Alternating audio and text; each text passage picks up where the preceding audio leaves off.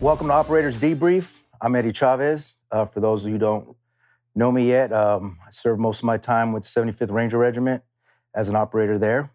Today I have a very special guest, one of my best friends in Ranger Regiment, someone I look up as a brother, and we'll get more into that and how close we are together. And today we're just going to get a little bit of his life on what made him decide to join regiment, his experience in Ranger Regiment, and his experience after he got out. So, Will, I appreciate you coming down, brother. Of course, man. It's awesome having you here. Feel a little nervous. It's kind of weird, because usually we do this all the time, and we're always, having a professional conversation. Yeah, bullshitting. Now I feel like we're doing we're sitting there trying to make E5 or something. Yeah. But so to get this kicked off, you started out in the regular Army before you came into regiment. I was wondering if you want to kind of get into a little bit of that and how that was and what made you decide to come in under the Ranger Regiment. Yeah, for sure. So I joined the Army in 1999, and one of our mutual friends, which is how we became friends, obviously, Josh Gamboa, we grew up together, and he joined the Army a couple years before I did, and he came back on leave and started talking to me about the Ranger Regiment because I didn't know anything about it, just like nobody ever knows anything about it. Everybody thinks we're park rangers or something. And then I was talking to him about that, and I got super excited about it, and it's all I could think about. As kids growing up, just pretending to be Army soldiers, and I was really excited. And I went into the recruiter's office, talked to them. I wasn't able to get an option 40 contract because they weren't available. And so I talked to him as like somebody who's in the Army. I'm like, I don't know what to do. And he's like, don't worry about it. I've got a friend who's the LNO at Airborne School who will get guys to Ranger Regiment. He's like, all you have to do is link up with him. He'll get you taken care of. I was like, okay, man, I trust you. I took an airborne contract going to Italy, and I got through basic training, got to Airborne School, and the dude's on TDY for like the month. Oh, man. So I was like, oh, well, I guess I'm going to Italy. And so I went to the 173rd, which obviously is still a good experience. And it was before the GY kicked off. And so we were out doing a bunch of stuff. And all the leadership I have over there was everyone, squad leader up through battalion commander, were all from the Ranger Regiment. So I got even more exposure to it there. And I just decided that, I just need to still get there regardless of what happens. So I got in touch with LNO at that point. And when I left Italy and was coming back to the States and told them that I want to come to the Ranger Regiment, did my packet, was on orders, and then went through assessment, and the rest was history at that point. Do you feel like, because I kind of had a similar thing going on, I was trying to get to special operations. When I finally got to, I couldn't get a contract either, but when I went through basic, these guys came in, and I thought initially being a Ranger was like the Vietnam books that I read. Yeah. That you're just like basically a recon element for the, the big Army. You just go to Ranger school or whatever. And these guys come in with, at the time, black berets, looked all sharp. And that's how I learned about them. I went to Airborne School. They still didn't have my contract fixed. I just got in line with the other dudes. And we ran, remember that long ass run? Yeah. Run, got beat up. And then after they called everybody's name, they're like, hey, we don't have a Chavez. And I told them, I was like, Roger, Sergeant, my orders didn't come through, blah, blah. They're like, well, you're here now. So I was AWOL, 82nd Airborne. And as you know, I got injured my first time going through RIP. And when I showed up there, they're like, you've been AWOL for like 7 months. But yeah, so, but I noticed that when I was there, I felt I was more mature. So I was able to take it more serious. It meant more to me, I felt like, than it did some of the other guys who just heard about it when they were there. But yeah, so it was a pretty cool movement into there. What are your do you have any like moments that pop out to you going through training through either RIP or through initially? School? Yeah. So the biggest thing for me is just coming back to the guys that had influences on me at the 173rd, man. Like everyone looked at those guys like they were gods among men back then. Before the GY kicked off and we weren't deploying all the time, that's where guys from regiment used to go take a break. They would go to the 173rd, and like I said, that's why there were so many guys there that I would see from, NCOs, sergeant majors, and commanders that all came from regiment. And I was like, these guys are everything that I want to be. And so when I went and asked for letters of recommendation and were able to get them, and um, I was just, I don't know, man. I always tried to stay humble my whole career. Always, I always felt like that. This is just a moment in my life where I get to walk with giants. Yeah. That because you know how it is, how competitive it is. Yeah. Like, well, a lot of people don't realize it until you get there. You might be a superstar in your regular Army unit, and when you get to the regiment, you're just nobody, bro. You're just another guy. You're just what I mean? another dude. You fall out and you die. It's sad. It's kind of an eye opener. Like, people love you and you're doing good, but if you die, another guy comes up, man, and takes your spot. One, it's so fast, the turnover is so quick. Because guys go from private to sergeant first class in 7 years. Yeah.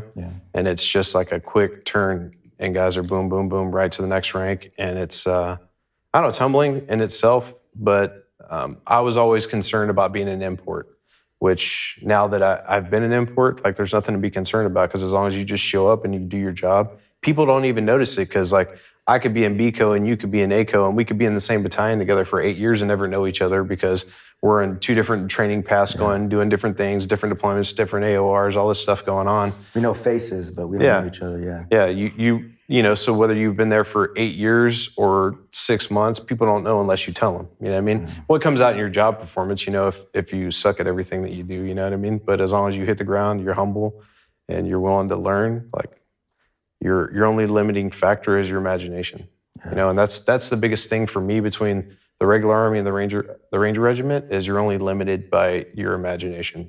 Like, we get so much more, I guess, really the ability to create and do our own things, creating different environments. Just the other part of that too is just being constantly deployed. The Ranger Regiment has not stopped deploying since the invasion of Afghanistan.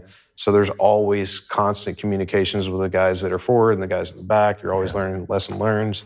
And that's really the biggest thing that people, if you haven't been on that side of it, don't get it. Is just, there's always somebody there. You always know what's going on. Like, I can pick up the phone in my office as a platoon sergeant and talk to the guy who's forward in the talk and find out what's going on right then, like, real time. You can email back and forth. That's the part that the regular Army doesn't have, plus all of the litmus of other stuff. But yeah, we were the only unit that was constantly deployed from the beginning to the end. Yeah, and even in a line battalion, you're deploying twice a year. You know what I mean? So, like, you're gone every 6 months roughly. Even when you're home, you're only home, not on RF1 for maybe 4 weeks a year. So you get block leave on the front end and back end is really the only real time off that you can, like, make plans. Like, I almost missed my wedding. Like, that'd have been bad. Yeah, all right, well, we can try to plan it. I planned over block leave, and that was a Team Merrill mission that everyone got extended, and it was supposed to be our company. And I was like, fuck, man, I'm just going to be the unknown in Afghanistan. You guys can tell my wife. I'm not going to tell her that I can't make the wedding. And then ended up shifting to another company at the last minute. I made it home, but I was definitely not going to tell her if I couldn't make it back. I was like, well, I'll just live here now. You guys are good. Oh, man. What about your suck fest, man? Was it an eye opener when you came to regiment? Yeah, for sure. Definitely so because I was already an NCO, I went to rope instead of RIP, and the difference there is, and I still think it's true today with RAS2 versus you came in rope. with your tab already. Yeah, and so we I won't say it was a gentleman's course, but it's more like, show up at this place, this time, in this uniform, and you'll get your next set of instructions. And it's a small group. There's only like 12 of us in the class or something like that. Even now with RAS2, it's like, 24 people, something like that. It's not a large group, and you have a smaller amount of guys, but the expectations, I feel, are a lot higher. Like, it's everyone's concerned about the critical events, the run, the road march, like that kind of stuff. But that's your easiest week, is when you're doing all of the graded events for physical fitness. And then the next week you're just doing, PT with the cadre. And then you're like, okay, so we're starting off. You come out there, we're doing a body armor run. You don't know anything that's going on.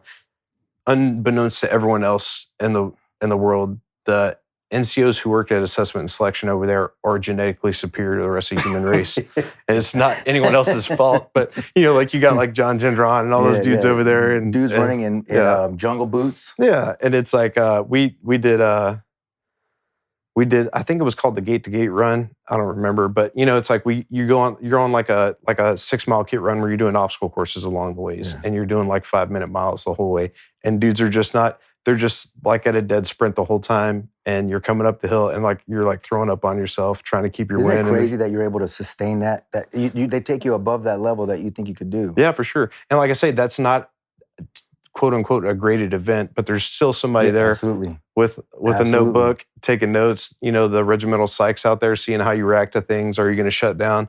And being on the other side of it, working at assessment and selection company, like all these events are put in there for a reason. You know what I mean? To see how you're going to act. Like now at the end of RAS 2 towards it. So the worst part of it is the field training exercise, and it's based off of how many officers are in the class. Say there's 7 officers in the class, there will be 7 events that they get an opportunity to lead at. So they can have an opportunity to be a platoon leader, whatever the case may be. And once that's over, so they're up all night. It's like a 36-hour event where it's just one mission to the next, down aircraft scenario, whatever the case is. And after that, everybody gets lined up. Like, all right, they'll park the buses like 2 miles down the road, but you're at Cole Range. And they're like, all right, put your ruck on. We're walking back. And everybody's like, that's like 14 miles from here. Like, fuck, And then they get up and they take off, and they're doing like a 10-minute mile road march. Unbeknownst to them, the buses are a mile down the road. Yeah, but they don't know that. Yeah. They're just like, fuck, we're going to do 10-minute miles for the next 14 miles. You see dudes just start falling apart. And that's when the psychs are just taking notes. You know what I mean? Yeah. But you get around the corner and you just get on the bus. But they just want to see how you're going to react. Yeah. Or they'll come out there and they'll start reading the PT standards for the Army physical fitness test. And they'll have you do push-ups and sit-ups and do like a half a mile run. But no one gives a shit if you do 4 push-ups. They just want to see if you're going to be like, what the fuck? You know what I mean? So it's just like that's the different part of it, And it's I don't know. Yeah, it's a great tool for sure. It's a constant. I tell people getting in a Ranger regiment is difficult, but staying there is even harder. Yeah, that's the easy part, and staying there is the hard part. You lose people. I think our class started with like 124 people. I want to say we graduated. I had Barraza. We graduated 14, maybe 16. Yeah. Yeah, it was. So I went through RIP. I didn't get to go through the rope because I didn't have my tab. I was getting murdered every day. Another thing I would like to announce to everybody watching the podcast is, obviously, like I was saying, is we're very close. So his son, or my son, he was basically his uncle. So when my son, I was running an assessment. When my son came into regiment and went through RASP, he was you were the NCOIC. Yeah, I was the RASP 1 NCOIC when he came through. So my son got a little extra special attention because that's how you show your love, and make sure and scuff him up a little bit more than everybody else. Yeah, for sure. My chunky monkey was out there. Yeah, chunky monkey.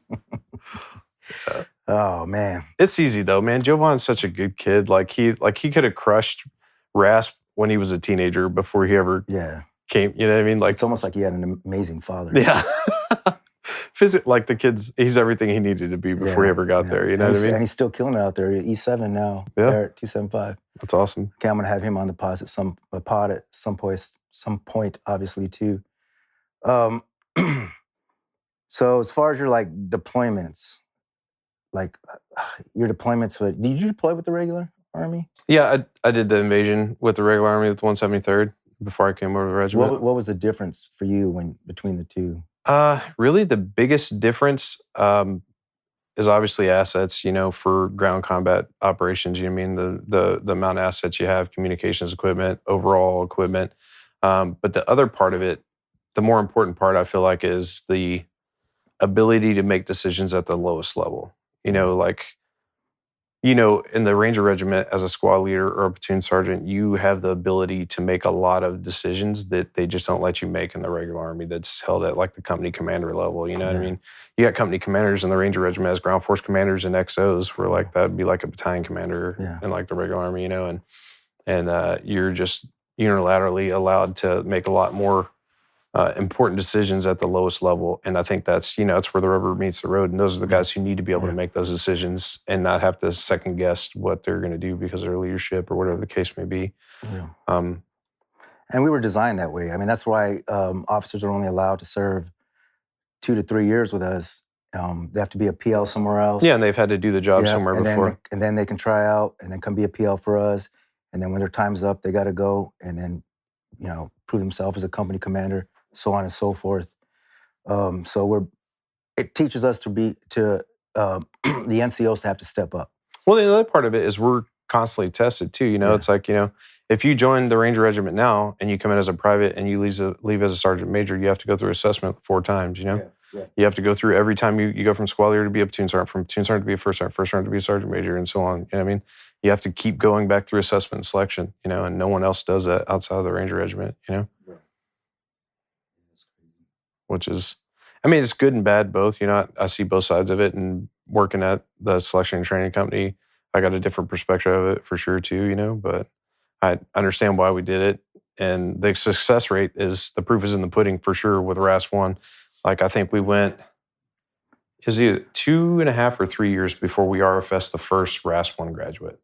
And, we were attriting something like 60 or 70% of RIP graduates. If a class graduated RIP, like 70% of those guys would be RFS before they would ever, And it took us 3 full years of producing RAS grads before we RFS the first guy. So that just shows how much those guys get weeded out, So I think it's important for sure. And that's interesting. That's an interesting thing to me because, being an older Ranger, I always thought that RIP was more the way to go because, we literally just got the crap beat out of us for 3 weeks. Yeah. And they wanted to see who could suffer and continue to go on. But, with RASP, obviously, you go through was it like a week kind of that? And then they kind of so you got phase 1 and phase 2. And I took over RASP shortly after it transitioned from RIP to RASP. And it's the first phase is like the first 3 weeks is similar to the way that RIP was, where it's all of the physical events, all that stuff, coal range, weapons, first aid, all that kind of stuff is all happening in the first phase. The second phase is all mobility, marksmanship, assault breaching, the more of like the technical part of the job. And when they get to phase 2, we let the reins loose, because when they're in phase 1, the first 3 weeks, no one gets to go anywhere. They don't have any rights. They're living in the barracks or just roster numbers, just similar to RIP. But once they go to phase 2, we're like, okay, you guys got the weekends. You can have nights. You can go, you give them all the rope they have to hang themselves with, Yeah. And I tell the class every time when I'm in process, I'm like, look, man, look to your left and right, because when it comes down to like peer reviews and the commander's board at the end of the course, the person who's going to screw you is going to be the person on the left or the right. You know what I mean? Because we take all those peer reviews, and it's always the same thing. It's like, as soon as you give them time off, give them a weekend off, give them the evenings they're down in Auburn partying, drinking, doing all the stuff they're not supposed to, and they're dudes that are doing the right thing, sell them out because they're like, fuck that guy. Yeah. We were here doing the right thing the whole time, and they're not, And sure enough, it all comes down to it, and we sit in the commander's board, and they're like, I was in Auburn, and you flip the computer screen around, and it's like a picture of them in Facebook, like, woo, like getting down in downtown Auburn. Like, so this isn't you, like, oh, this is weird. Oh, man, that would have sucked. I don't know how I'd have done that one. Yeah. Man, it's fucking crazy. So, how many deployments do you have? I did 10 with the regiment. 10? Yeah. Were they most of them Afghanistan or Iraq? I think 6 Iraq and 4 Afghanistan deployments. What are some of your crazy? Obviously, well, it kind of switched because you remember like Iraq in the beginning I don't want to say from the beginning, but from like, I think probably like 04, 05 up to like 11, 12. Maybe 11, 12. Okay. And then there was some. They stopped for like a year or something. Yeah. But then it really transitioned to Afghanistan. Then Afghanistan, it was like, because we used to only have one company in Afghanistan and everybody else was in Iraq. Yeah. And then it transitioned and everybody pushed to Afghanistan because that's just where the fight transitioned to. But the early years in Iraq, it was on. Dude, we were doing 140 missions in 90 days. We would come back, Winchester, come back, reload mags, demo, everything you needed, go back out multiple times.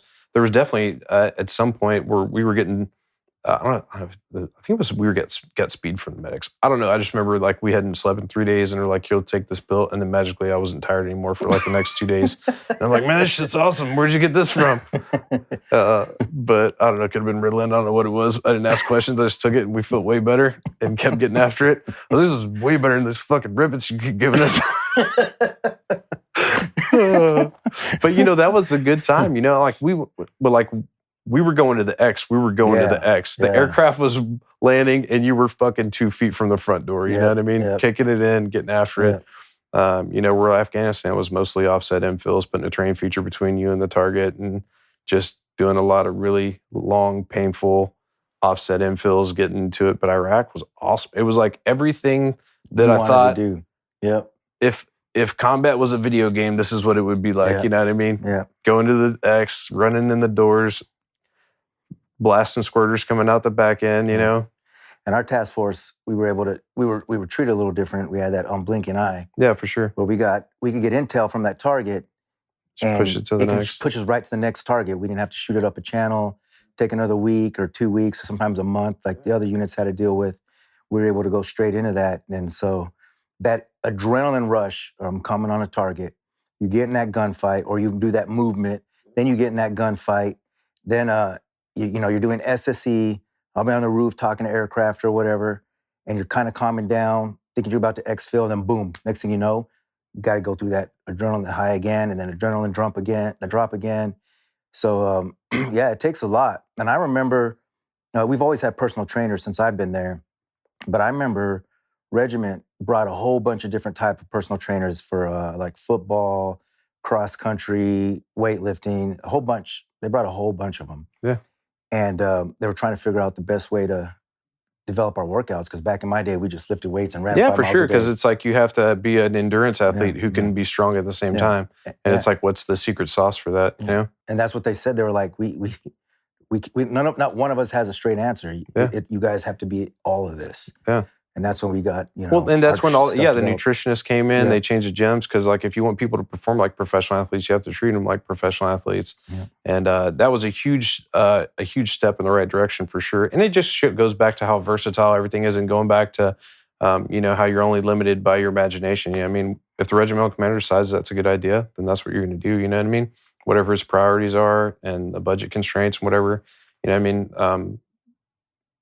And also kind of going back to when we were talking about combat stuff, when we're, some of the, I won't say the hairiest, but, we all have been in a lot of weird stuff and bad stuff's happened, but, I don't want task force numbers and all that stuff, but, it's at some point where we did a rotation where half the task force was SEALs and the other half was Rangers. And that just kind of, I think, goes back to like how adaptive and how quick we can transition over. We hit the ground and in Baghdad, and we spent the first like 2 weeks just doing rehearsals and missions, and we're like, we can't get out on target until we know everything's running smooth, because we didn't get the train up like you usually do.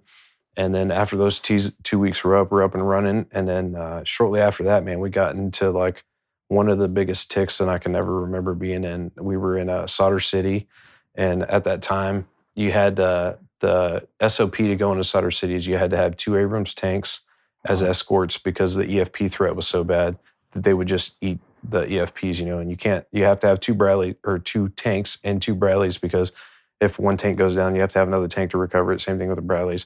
We get out the gates. We're having issues with one of the vehicles that the transmissions was fucked up on one of the mechanized vehicles. Like I think it was one of the Bradleys. So did you guys have a regular Army unit kind of task to you guys? Or? Yeah, so I can't remember what unit it was, but that was happening at the higher headquarters level. Once we got into the green zone, you're going to pick up your escorts. And I think that's just kind of that was their only job, is going in and out of Sadr City. And because Sadr City back then was the Wild West. It was like completely shit. It was impossible to go into Sadr City without getting into a tick. And we got out the gate, and we were having transmission issues with one of the tanks. And we're like, fuck it, we're going to burn the target. We got to go. And we just took off. The tanks were on the side of the road. Then the fucking Bradleys went down. We're taking, small arms fire. Everything's happening. The whole fucking city's erupting. And we're just like, fuck it, let's go. And we started getting after it. we get down close to the target building, and it's, in Soldier City, it's just like you're in a metropolis. There's fucking tall buildings in every direction. And what they were doing is they keep all their weapons caches on top of the buildings, and they'll spray from on top of the building, they'll run down the street, and then they'll be empty-handed, like no weapons, no anything, walk across, get up another building, go up, grab the rifles. And it was just a shit show. And looking at it from the ISR footage after the fact, like it was... the whole entire city was like a swarm nest coming down. Unbeknownst to us, we don't know. We're just fighting the fight that we're in, How many of you guys were there? It was a strike force, so it was a platoon of Rangers and a platoon of SEALs, and we were just at that time, the way we were keeping issues with that was they would run isolation, we would run assault, and then we would flip flop isolation assault on the next target. But we got in, we hit the target. We got in a huge tick, and we were just fighting the whole time just to get out of there. Like all of the RWS in the truck I was in got shot up so bad that it didn't work anymore, and all the vehicle markings were shot off. We were taking RPG fire. There was like the DAPs that were overhead. They were. You could see like the 50 cal rounds tracing them through the air. The DAPs being the MH60s. Yeah, and like I said, we were just in what felt like the fight of our life, you know what I mean? And I still, to this day, can't believe that we didn't take any wounded on that target. Between having half of the task force, like I say, SEALs, the other half Rangers, we got in, we got the target, we did what we were supposed to, and we got out of there without anyone. You got the target too? Yeah, we did. And we got back without anyone getting hurt. And it was crazy because, the other half of the task force is back there watching everything on ISR footage, begging to just leave and come back. They're like, no, like it's going to get worse. You know what I mean? Like, I don't know what they were thinking, but they were probably like, worst case scenario, we don't make it back. We got to fight in place, stay in the night, you know what I mean? Whatever the case. And at the time, Soldier City, it was so bad. They had all of these crazy, weird concrete barriers, everything coming in and out of the city to limit traffic. And it was just a shit show. And we stirred up the hornet's nest. And I don't remember the exact number, but we killed close to 100 dudes out there that day. And it was like, it was so bad that I think the 4th ID was like the big army unit there, and their like division commander came and like talked to the company commander, was like, what the fuck is going on? You know what I mean? Like you guys, what, and it turns out that there was a Dust One there locally pretty close, and we didn't know it at the time, and that was part of what spun everything up. But yeah, it was a shit show, you know what I mean? But again, we got in, we got out without anyone getting hurt, without taking any casualties. And I'm still amazed that, we were just in probably, like I say, one of the worst ticks I've been in that I can remember. And it was broad daylight. It was just like everything. You guys did a daylight op? It wasn't the plan, but the plan, we were sitting in the green zone for hours and hours and hours trying to get through the fucking vehicle problems. We're like, we got to fucking go. And we started pulling out, and we were doing like 10 miles an hour, and the vehicles kept breaking. And so we just left our escorts and fucking hauled ass to target. And then like we got into a tick, and then the sun came up, and then it was just like one shit show to the next, and then got back. And but again, I think that's just a testament to, I still don't believe that there's anything that can take out a Ranger strike force with all the assets, all the enablers. There's nothing out there that can. Yeah, I just had Gregory Cocker on here talking about the Haditha Dam. Yeah, talking about odds. Yeah, that was insane. Yeah, man. But it's impressive, and that's why it's hard to feel like you accomplish anything by the people you're surrounded with. Yeah, and I bet you, this isn't an important thing, but I bet you nobody got a medal out of that whole freaking objective. No, I don't remember there being any Valor awards or anything. Yeah, you get awards just because people got killed, and it's hard to kill a Ranger. Yeah, it is. We've lost more Rangers than I need to have lost. Yeah, for sure. But if you compare that to as long as we've been there, was it 20 years or so? Yeah. I mean, it's a pretty good ratio. Yeah, for sure. But it all comes down to training, and it was. I remember being in scenarios, bro, and being in contact, and I'm looking to my left and my right, and it's like everybody's doing everything right. The young kid you just got like a month ago, I mean, he's moving, he's doing what his team leader's telling him to do. The team leaders are doing their job. I mean, it's flawless.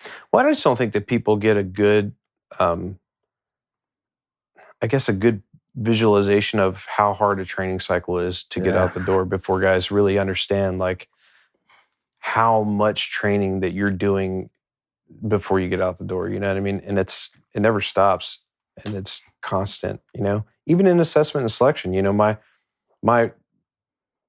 for one RAS 1 class, we had 165 kids would start. You would end up with like 80 or so by the time you get to marship. But in 2 weeks of shooting we would go through 100,000 rounds of 5.56 and 50,000 rounds of 9mm every class, every 2 weeks. Boom, boom, boom. And that's like kids just going through assessment and selection. You know what I mean? Like the amount of rounds that they get to put through before they ever get to like a team leader who's going to like help them dial them in what they're doing. You know, like the reps they're getting before they ever get to the organization is a huge part of it too, you know? Yeah.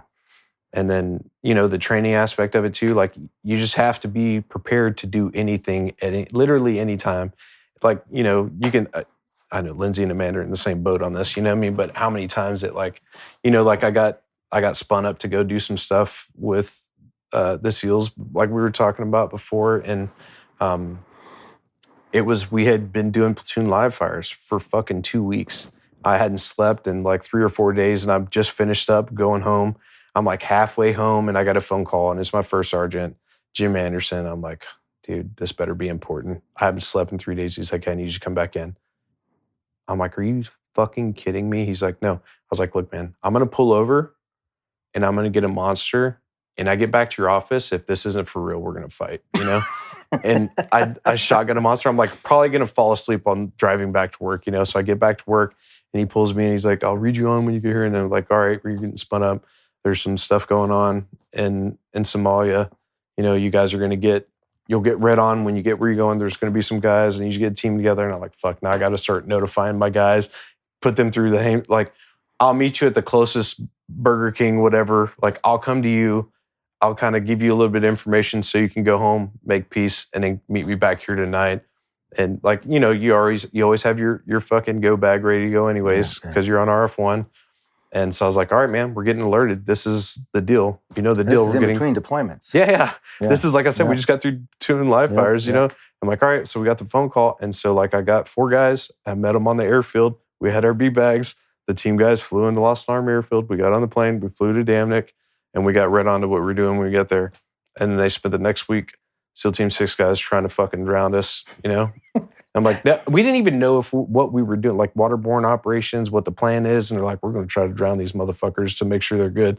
And, you know, they just put us in the pool and try to kill us for a week.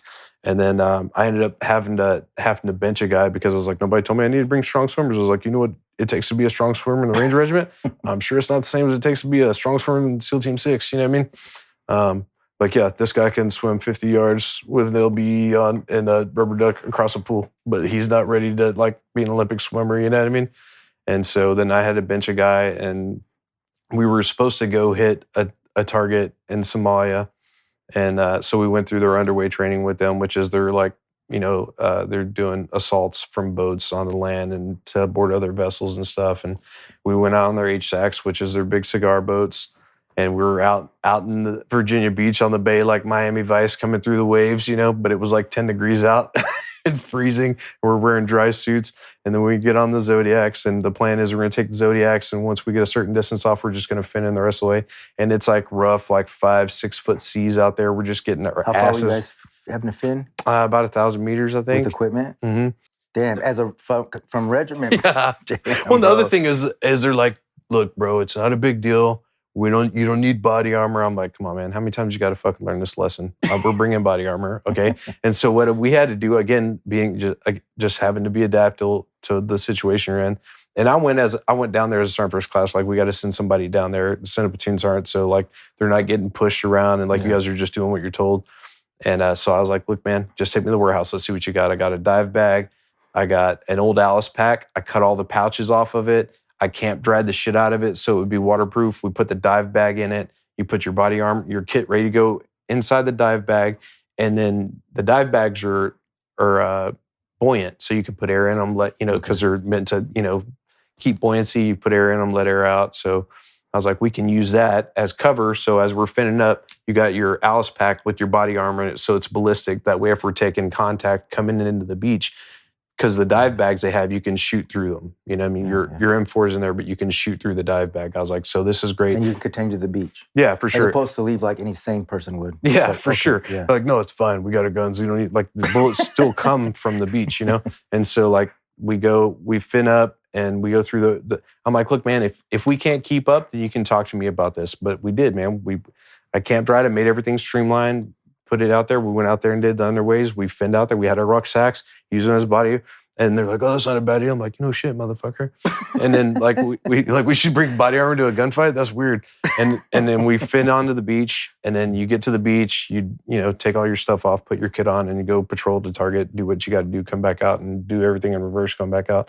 So we go do all that. We go do the patrol. Everything goes great. We come back out, load back up. We're finning back out. We get in the Zodiacs and we fucking capsize the boat because dumbasses like hit a wave head on straight up like, and I was like, man. Like, this is supposed to be your bread and butter. You're supposed to be the best SEALs in all of the SEALs, and you can't figure out how to not go head on to a wave and get capsized. And then it was funny, then we're all bullshitting. We get back to the team rooms and we're bullshitting about it over some beers, but it was freezing cold, and it was a good team building event. We all made out of it just fine, but it was, I just bring that up just as an attestament to, like, that's just anybody. I'm not special because I did that. No. It's anybody has to be ready to go do that kind of stuff at any given moment, no matter what the situation is. I didn't get to tell Lindsay anything other than like, hey, I'm getting right on to what I'm doing when I get where I'm going. I'd be gone for a week. I could be gone for a year. I don't know. I'm packing a bag. I'm leaving today. And then I left. That didn't end up happening, right? Yeah. So we went up there and we trained for 2 weeks, and nothing happened. And that's when RF1 changed from 375 to 175. And I talked, Charlie Harp was at 175, and I did the handover with him, gave him all of our equipment. They came up there, and then shortly after that is when the Captain Phillips stuff happened, and with all the pirates they were having out there, and they shifted focus, and we got away from the Somali mission. They went. And then you ended up deploying back to either Afghanistan or Iraq. Yeah. And 375 was as better swimmers. Yeah. And that was the only time that 375 had been to NTC at that point, and I was like in Virginia Beach hanging out, and they were in NTC, so it worked out. We both had our own different kind of suck, Oh my God, it's freaking crazy, man. Yeah, man. It's like I'm very proud to be a part of that organization, man. It's you walk amongst giants. Yeah. I sit there and I look around, and when you're in that dark spot and you're trying to figure out, like, I did this and this and I did this. I was like, well, that's cool, because the last weapon squad leader that you were on target with got the Medal of Honor. Yeah. This kid who's got the record for the most freaking pull-ups, beat that Navy SEAL who had the most for the pull-ups, Dobbs. What's his name? Yeah. And it's like everybody's always doing some special shit, and I'm just like, I'm 49 years old, man. I'm just give me something, man. Yeah, give me trying something. to make it here. So I'm just working on my twerking skills, hoping that I can continue to be the best at that. What's the truth though, man? Because you're just surrounded by, without being corny, like the best of the best with dudes. It's just like it's impossible to shine there. I mean, everyone is on their A game. And it's because they want to truly be there. There's that 3-time volunteer. You join the Army, you volunteer to jump out of airplanes, and you volunteer to go be a Ranger. It's another level of commitment each time, and you can tell that. And that's another biggest thing between the regular Army and the Ranger Regiment is you have people who have a vested interest who want to be there. You know what I mean? Versus just like, I decided to join the Army, but did you keep volunteering over and over again, And it makes a big difference in the quality of soldier that you have. When you go into a Ranger company, you're like, I need 5 people. Dudes will be fist fighting each other, pushing each other down to get the 5 out there. Yeah. You do that shit behind the back of a regular company, people start picking up brooms, sweeping, looking around like, oh, you were talking to me? Yeah, you know what I mean? Yeah. That's just the difference, you know what I mean? Between like a Ranger private and a regular Army private, Yeah. Which kind of brings me to my next topic. We go from being pushed to our limits. We're going on target, or we're getting plans, and we're making decisions that, can affect, the country in general. Like our missions that we were doing. I mean, we're working, directly for SecDef, and we don't work for any ground commanders on the ground. There's a lot of pressure in that. There's a lot of pressure in keeping your boys alive. I remember, you can go on target and wax, 14 people. And when you come back to your AR, all we talk about is what you could have done to be better. Yeah. And you go through that. And no one leaves an AR feeling good about themselves. Absolutely, man. Like you can do you could rescue a hostage. You come out of there like, damn, I really fucked up. Yeah, I'm terrible. Yeah. Like I need to get my shit together. But and it's the same thing for training. The same with ARs for training. But I want to talk to you a little bit about after, because for me, I retired before you. I retired before most of my friends, and I went through some pretty dark moments, man. Mm-hmm. And I'm the kind of guy who, just me personally, from being a Christian, and I'm not by any means, I'm not the one that you say, hey, this is what a Christian is. You know me. Like I did my thing I learned when I was growing up, and I'm by far the example. But the one thing that I was against was suicide. And I remember when I got out and I left the Ranger Regiment,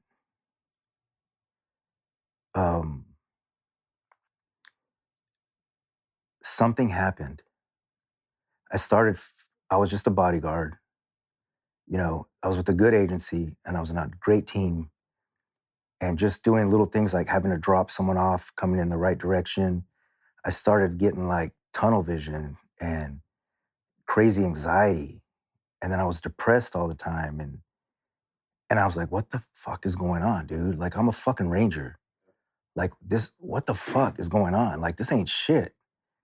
And the only time I was good was when it was getting hectic when I was working and I had to make quick decisions. And that's where I excel, under pressure.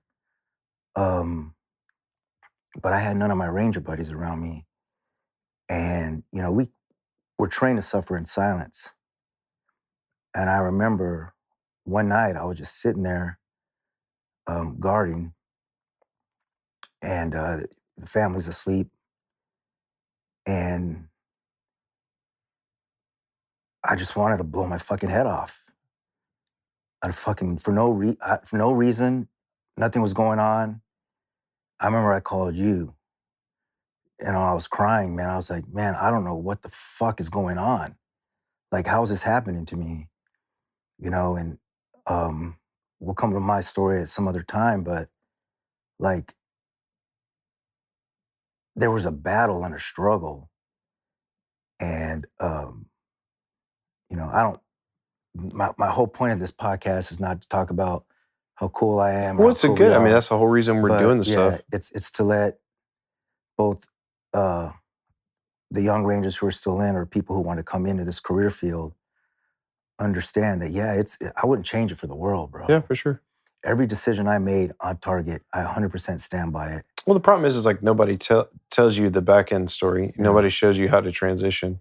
Yeah, and I know what you've gone through and stuff. And before I get into that with you, I like to share the fact that we become so close that we're like, I got a lot of Ranger buddies that I'm fortunate enough to call brothers, but you are like legitimately 100% a brother. Yeah, for sure. To the point where, I mean, you look as my father as your father. Absolutely. I'm pretty sure my dad likes you more than me. Actually, he tells me all the time. I know. I don't think he does because he tells me. I don't think he's joking. Yeah. And my poor father's had to sit there and get my phone calls at 2, 3 in the morning. Mine too. For hours at a time. and your phone calls. Yeah. How he does it, I don't know. But I know you've gone through some times, then you've had to do the stuff you've gone through. But I was wondering if you could kind of. Yeah, for sure. So for me, I've been retired for 3 years now, and I remember when you were going through that stuff, and I was like a first sergeant at the time, and I was just like, I know, man, like I was going through my own struggle, but no way the way that you were, because once you get that physical separation from everything and you feel like you lose your worth, you lose your, like, what's my purpose in life now? You know what I mean? I went from being like, without sounding too cheesy, I went from being a superhero to zero, you know what I mean? Like, I'm on the sidelines now, no purpose, no drive. And, I spent 4 months in the TBI clinic at the Intrepid Center before I retired. And they didn't do that from when I was in 2013. Yeah. They just were like, well, they just started. I mean, it was a fairly new program like 5 years ago. It wasn't, and you've been retired for, fuck, man, when did you retire? Like 10 years ago? 12? 2013. 13? Yeah. So 10 years ago, and it's like it was a new program like 5 years ago, and I went through it, and they do. I will give you, they try really hard, because like I sat down at the Intrepid Center with Lindsay with 8 doctors, one from every different a neurologist, an audiologist, it's somebody from every single field, and they interview you. You talk about all the stuff you want to, you don't want to talk about. There's even a psychologist in there. You do marriage counseling. It's a really great program, but the problem is there's still like, you don't realize how bad off you are until someone is interviewing you and you have to talk about it, and then you start writing. I remember. Like, I was like, I don't know. Do you get headaches? I'm like, I don't know. Every once in a while, like I get a migraine every once in a while, and then they like start making you make a schedule of it and write it down. I'm like, I have like 4 or 5 migraines a day, but I don't realize it because I've never like kept track of it. You know what I mean? You're just eating 800 milligram Motrins like it's your job. And, and then I sat down, and when I'm talking to him, I'm like, look, man, like I know I can't lie to you because my wife is sitting right here and she'll tell you I'm lying. But I was like, look, I haven't slept in 10 years without either being drunk and passing out or taking sleep meds. You know what I mean? Like, I just can't do it. I can't sleep without it. And they're like, okay, all right, that's good. We write that down. And then like they start going through the process, and I got an alpha stim machine to try to help. And I did all this stuff for 4 months, and I still was having all of the same problems. You know what I mean?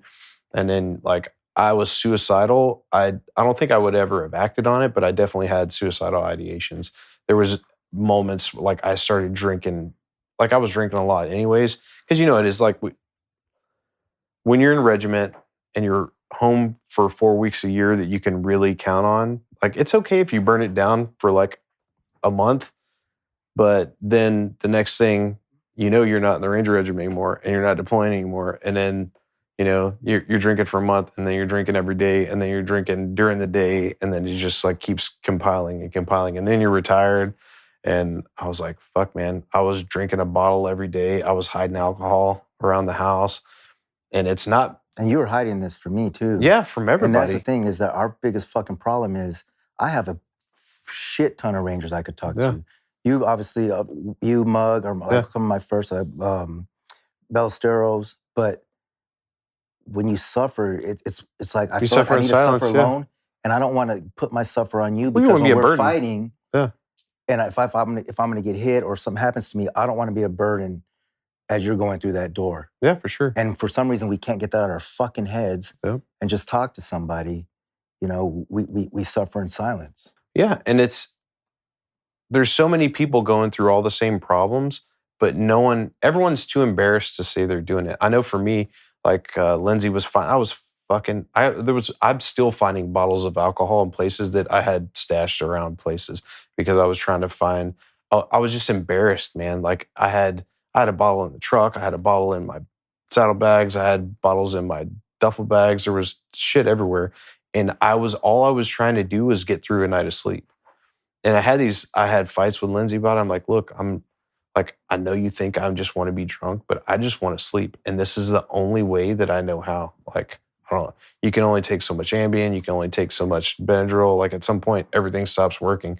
And the only way for me to fucking sleep is to pass out drunk, And I don't want to be like that. I don't want to wake up hungover every day, but like it's that, or I don't sleep. And even if I get 3 hours of sleep passed out, it's something, you know what I mean? And the other part of it is like, when you're still getting up at 5 o'clock in the morning and you sweat out all the demons and you have a normal day, you can be a functional alcoholic if you kill yourself at PT every morning, you know what I mean? And sweat it out and get it back to normal. And it just got to the point when I was retired, I was at the bottom of the barrel and I was circling hard. And then I ran into one of my Ranger buddies from 375. He was visiting, me and Pete Ficini were living in the same neighborhood at the time, and he came to visit, and I was talking to Miles about the stuff that I was going through, and I was like, look, man, like this is all the stuff I'm going through. And he's like, I need to get you set up with something. Are you open to it? I'm like, I'll fucking do anything at this point, man. I'm like, I'm concerned about making it through the night, you know? And he's like, well, I'll get you set up with a non-for-profit. All you have to do is show up if you're willing to do treatment. And I'm like, sure. I was like, will you talk to my wife about what we're doing so she has a better idea? And he's like, yeah. And so I was like, I was going to explain this stuff to Lindsay. I was like, he can give it to you on a doctorate level. I'm like wave tops. I barely figure out what it is, and I can't explain it to you. And she explained it to him. And then I got a phone call so the Mission from Within is the organization that ran my treatment. The Special Operations Care Fund funded it. They just wrote me a check for the amount that I needed for the treatment. I got the check in the mail, and then I just paid out of my bank account for the treatment. But it was like $5,000, that the non-for-profit paid for me to go down there. And with that, you got counseling on the front and the back end with psychologists, kind of talk through like 3 sessions before 1-hour sessions about like what you're going through. And I'm like, recounting all the struggles, all the stuff, the sleepless nights, the alcoholism, like everyone has the same story. I'm pissed off, I'm angry, and I don't sleep, And so like, we're going to send you down. Like, then I get a phone call from a neurologist who is the guy who is running the program. And he's, doing the same thing. He's like, I want to make sure you can kind of interview you over the phone, kind of explain everything that's going on. And he is a neurologist who's only been working with soft guys for the last 15 years. And the effects of ibogaine regenerative effects it has on the brain for TBIs and PTSD. And he's like, you're a good candidate. I was like, awesome. They got me set up. I went to Mexico, and you do medicine while you're down there, and you show up. The first thing you do is you take your urinalysis to make sure because guys come down there, got coke addicts, they got all kinds of problems because everybody's just trying to survive. Yeah. You take your urinalysis. And it's all soft guys, right? Yeah, it's all like I went down there. It was me. There was 3 SEALs and 2 unit guys who were 175 Rangers before, and the 5 of us went down there. And we get there, and the first thing you do is take your urinalysis to make sure you're not anything. They do an EKG on you to make sure your heart's in good shape. You sit around, you tell your stories to each other, and it's like I said, it's the same thing. Everyone's pissed off, angry, can't sleep, just want relief, just want to be able to like live a normal life. We're all about to lose our marriages and our families, and just trying to figure out a way to cope. And you go in there, and we did the EKG, and then we get ready to. So what I did was ibogaine, and it's a plant root from Africa that I don't want to get into the chemistry of it because I'll jack it up. What I took was some gel caps. It was from ibogaine is what it was. And they say you get the experience that you need, not necessarily the one that you want. And you take it, and you're basically in a hospital bed. So you're hooked up to an EKG. You have an IV port. There's 3 nurses, a neurologist, all there while you're doing the medicine all night. And you take it, and you're like physically, I was under for 18 hours. I couldn't move. And It's like going through the gates of hell. You got to go through purgatory, and you come out the other side clean though. So whatever your trauma is. Is it pretty bad? Oh, it's horrible. And everyone, like I say, everyone's different, doing different stuff though. Maybe it's something that happened to you when you were a kid. Maybe it was like you watched your best friend get his face shot off. It could be something as simple as, because everybody has traumas. It could be like maybe you walk by a pool and you get freaked out every time that you walk by water, but you don't know why. It's because you watched your friend drown in a pool when you were a kid, but you block it out of your memory. And you don't know. You're like, I just get freaked out when I get around water, And so that's the stuff, we compartmentalize that stuff. And most of us, the deal. Like we all came from rough childhoods, and like, I won't say all, but the majority of us and all of our friends all have really terrible childhoods, upbringings. And because we learn how to compartmentalize stuff when we're kids, it makes us really successful being special operations, because we can lose 3 friends on target and then get back out on target the next day, because we compartmentalize it. It all comes out in bad ways down the road. But so anyways, you take the medicine and you go into it, right? And it takes you straight to the point of friction. Everybody, it's different. Some people, it's a combat operation. Some people, it's stuff that happened when they're kids. You go to it, and if you try to, like, they say you have to have an ego death, like you have got to give in to the process, and if you don't, it just twists your insides and you start throwing up, and it gets worse and worse and worse until you finally give into it, and it takes you straight. It basically unlocks all of your memories. So you have full access to anything that you've ever experienced in your entire life, you have access to. It's whether your brain lets you reach that information or not. But every smell, every taste, every vision, everything you've ever seen in your entire life. I couldn't remember anything before I was like age 13, like from all the trauma from my childhood. And it takes you straight there, like boom. And it's like watching a 4K movie in your life that you can interact with. And you get to deal with it. You have to pass through it, and then you come out the other side clean, right? And once you come out of it, there's a therapist there. There's a doctor, psychologist who's also done the medicine, and so she understands and helps you walk through like one-on-one sessions with you on what happened, how to deal with it. You're journaling everything, and you're doing that over the weekend, and then you do another group session with everybody. Then the next day you do Toad, which is another medicine. It's another fast acting. But I went from like suicidal to like a completely new person. Because the other thing that happens to you is what the medicine actually does to your brain is it gives you like 160% new cell growth and elasticizes your brain and fixes the scar tissue, decreases all your inflammation, takes all your addictive qualities away, so you don't crave alcohol, you don't crave it, what I mean? Even if you're, they use this for like heroin addicts. If you're a heroin addict and you can't kick heroin, you do Ibogaine, the next day you're fine. You're good to go. You never have to touch it again. No one has to teach you. It's just, it fixes all of the issues that you have. And it's like plant medicine that these tribes have been using in Africa for thousands of years, but we're just trying to tap into it. And it completely saved my life. Never gonna let that in, bro. Oh, for sure, no. So that's why we have to go to Mexico to do it, because it's illegal in the United States.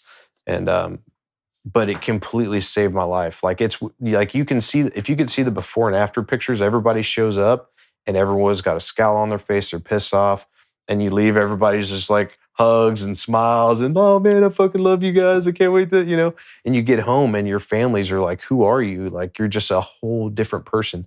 Like all of your problems are gone. You know what I mean? And there's a reintegration. If you script a reintegration, because you do counseling sessions on the back end too, and you just have to find new coping mechanisms. If something bothers you, you learn like, hey, I got to go spend some time by myself and do some meditation or breath work instead of just hitting the bottle and making myself numb. Like you just learn that like I didn't cry for 30 years, and then I spent 24 hours just crying basically all night long, and it was just all of that trauma getting released through my body. And no one tells you like that you're supposed to do that. You know what I mean?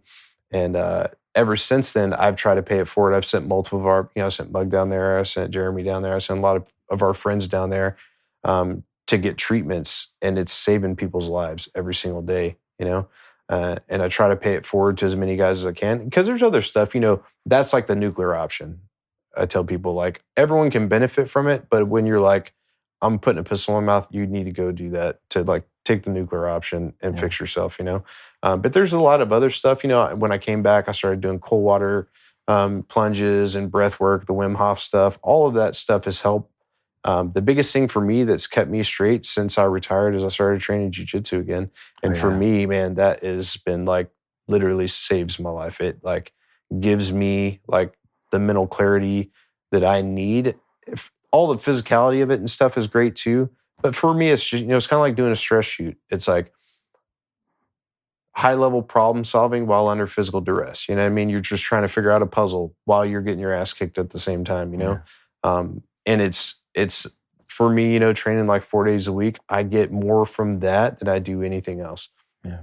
And it gives you that brotherhood again. You know what I mean? Like you got to find, like, that's the other part of the transition is like, no one tells you that you have got to, like, you got to find a new tribe, you know what I mean? And you want to be around positive people who are going to look out for you. And it's the same thing. And it's like, I trained, we were traveling in the RV for 8 months cross country, and I trained at a different gym every week. Whatever, if I could find a Gracie Baja, if not, I'd find an MMA gym, anybody that was local, and I would just find people to train with. And everybody I trained with, Everyone was super cool. Yeah. No one It's like cool had community. egos. Like everyone is just like, yeah, man, come on in. We'll get some rolls in. It'll be great. And it's kept me in healthy. It's kept me clear. Like you can tell Lindsay, if I've gone like 2 or 3 days without training, she's like, you need to go train because I don't want to be around you right now. You know what I mean? It just makes me a different person, you know? Yeah. And people from our community just need to figure out what that is because everybody, it's something different, but everybody needs something. Everyone needs a way to like cut loose, you know? And after I've had people trying to like strangle the life out of me for an hour, like when I get on the road and somebody cuts me off, I don't give a shit. I'm like, whatever, just get on by. Yeah. Or before I'm like, ah, Yeah. and just like road rage and just like I want to put them in the ditch, you know? I'm like, whatever. Like, you're not trying to choke me right now, so that's good, you know? Yeah, it's good. I mean, and jiu-jitsu's helped a lot of our guys. It just Yeah. keeps them back into the. For sure. I mean, we do jiu-jitsu in the Ranger Regiment, Mhm. so obviously I've had my time with jiu-jitsu. Yeah. But you know me, I'm jealous of you motherfuckers because you go do jiu-jitsu and you know it helps you guys. And me, my thing is striking, so Yeah. I'm gonna sit here and get back into Muay Thai. So my after pictures are gonna be a little worse. Yeah. Because I'm telling you, what's gonna happen is I'm gonna be like, hey man, I'm just here to train. They're gonna be like, oh, this guy's a big guy and he's pretty quick. We're just gonna spar with him, and they're probably gonna beat the living shit out of me. Yep. But Well, that's the other thing that I love about it too is like you can't have an ego because if you go in there feeling cocky, someone's going to hand you your I can't ass. have an ego at 49, bro. Yeah, that's what I'm saying. Like I think it's important. You know what I mean? Because that's what makes us so successful in regiment is because somebody's checking your ego every day. You know what I mean? Yeah, you're right. And like you can't because if you have an ego, you're not going to last. You know what I mean? A lot and of it's these the same guys thing get there. out and they don't have that anymore, and they still think they can do what they did. It's like, nah, brother. Yeah, There's a reason why we trained all the time. Yeah, for sure. I ain't as good as I once was. That's you. Yeah, man. You know what I mean? Yeah, man. It's a crazy path. It brought us together, and I'm proud of the things that we've done. Yeah, for sure. I'm proud of hitting targets and seeing the stuff that we got off of those targets. You know, back in the day when the maps of Disneyland and stuff like that, and I feel like what we did made a difference. I feel like everything I did on target was the right move, but you're still going to feel these different things, especially once you get over that Well, that's the other part of it too that I think that like I